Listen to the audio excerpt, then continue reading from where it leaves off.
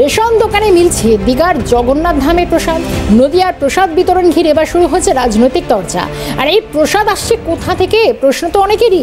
প্রসাদ তৈরির বরাত পেয়েছে এলাকারই বেশ কিছু মিষ্টির দোকান। সেখানে তৈরি হচ্ছে দীঘার জগন্নাথ মন্দিরের প্রসাদ, কিন্তু প্রসাদ বিতরণের বাক্স আসছে দীঘার মন্দির থেকে। জানিয়ে তরজায় শাসক বিরোধী দুই শিবির।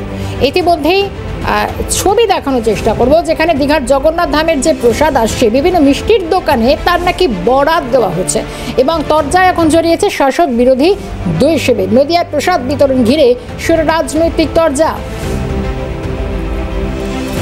বিজেপি নেতা এবং সাংসদ জগন্নাথ সরকারের বক্তব্য শুনব। মমতা ব্যানার্জি প্রথম থেকেই মানুষকে বোকা বানাচ্ছে, ধোঁকা দিয়ে রাজনৈতিক ক্ষমতা দখল করেছে। এই জগন্নাথের ধামের প্রসাদ নামের তিনি মানুষকে ধোঁকা দিচ্ছেন।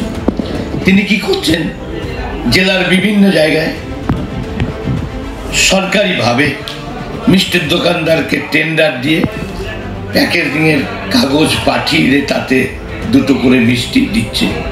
তার রং এক এক জায়গায় আলাদা, স্বাদ আলাদা, টাইপ আলাদা। আসলে জগন্নাথ ধামে প্রসাদ হলে সেই দীঘাতেই তার এক জায়গায় তৈরির বরাত দিতে হতো এবং সেটা ভোগের অংশ দিয়ে তাকে উৎসর্গ করেই এই প্রসাদ বিতরণ করা উচিত ছিল।